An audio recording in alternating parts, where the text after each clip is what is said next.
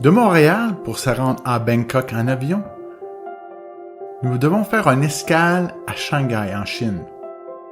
La première partie du voyage dure environ 14 heures. L'escale à Shanghai dure 5 heures.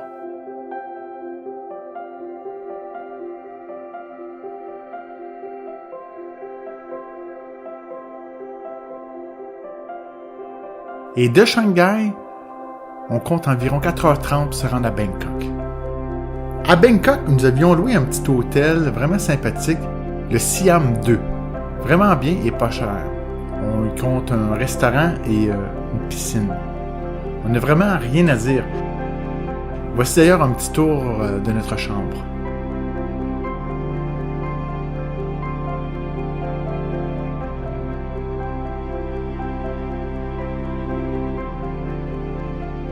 Notre première journée commence avec la visite du Golden Mountain Temple.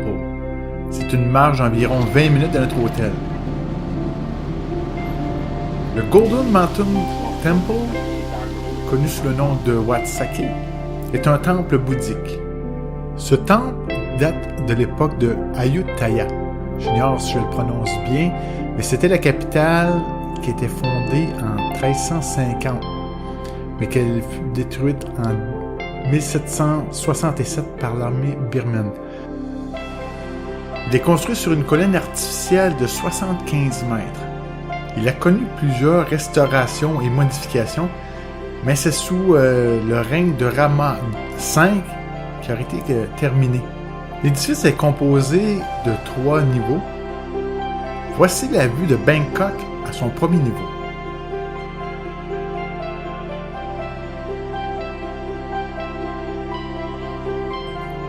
On continue notre petite escalade.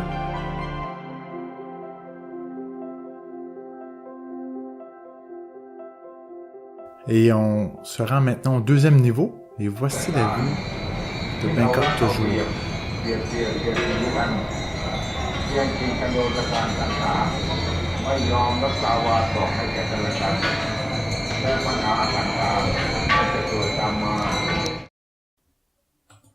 Pour se rendre au troisième niveau, nous devons emprunter un petit escalier très étroit.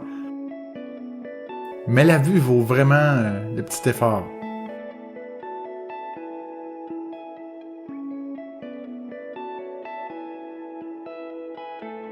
Il a reçu une relique de Bouddha provenant de l'Inde en 1898. Les reliques du Bouddha furent confiées à la France en 2009.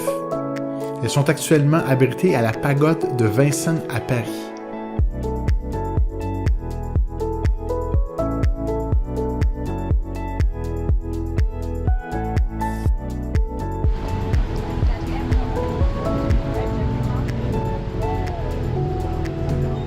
Après la visite de Wat Saket, on retourne à notre hôtel et cette fois-ci on emprunte des petites routes qui nous mènent à la fameuse Khao San Road. Khao San Road est très animée la nuit, mais comme vous pouvez voir, durant la journée, c'est tout de même assez tranquille. Et on en profite pour s'acheter des petits trucs en passant.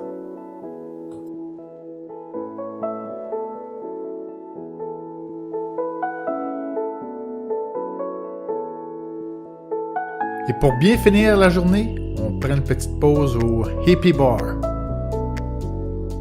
Nous visitons maintenant 3 édifices très importants pour Bangkok, à savoir le temple du Bouddha d'Émeraude, le palais royal et le Wat Pho. Comme vous pouvez le voir, ces édifices sont très fréquentés par les touristes. La statue du Bouddha d'Émeraude fait son apparition en 1434 à Chiang Rai, dans l'extrême nord du pays. C'est uniquement le 22 mars 1784 que la statue est mise en place à son endroit actuel.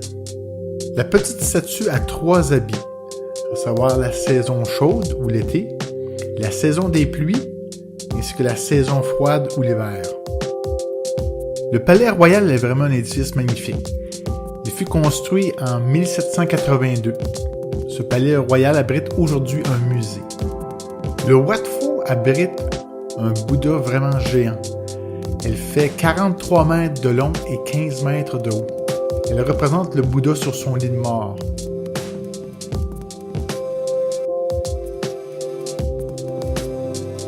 Après une très belle journée, on va prendre une petite consommation dans notre petit pick-up transformé en bar.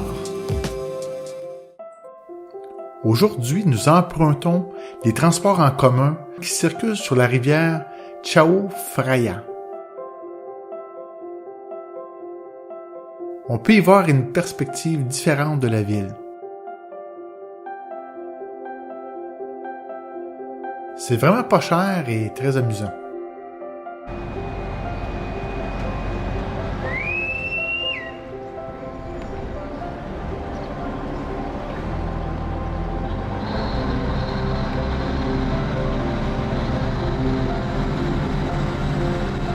Nous nous dirigeons dans le quartier des affaires de Bangkok.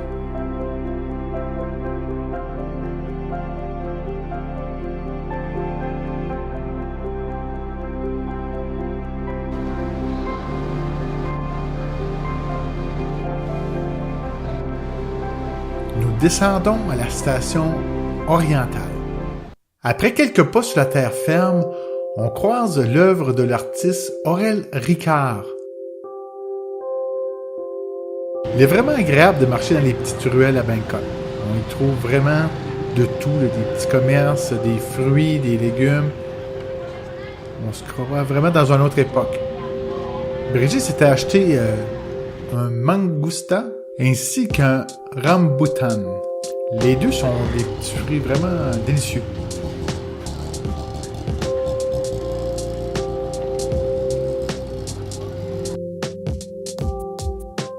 Nous marchons légèrement vers le nord et très tranquillement car il fait vraiment chaud. Et je dois vous dire que le smog à Bangkok, c'est du sérieux. Juste à marcher dans les petites rues, on a la gorge qui pique. Nous marchons jusqu'à une station de métro qui va nous amener jusqu'au marché Chatuchak. Un immense marché en plein air, genre marché aux puces. Le métro de Bangkok n'a rien à envier aux grandes villes modernes. C'est vraiment propre et très sécure.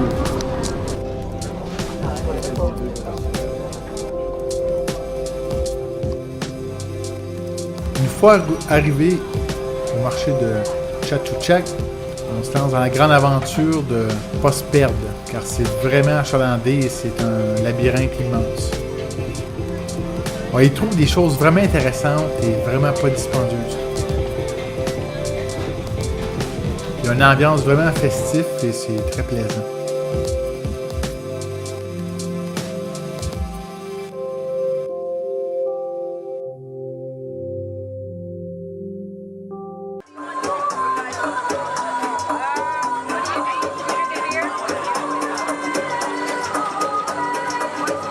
Pour dîner, on mange une genre de paella dans un restaurant qui semble très populaire car c'était toujours plein et même le cook faisait son petit numéro.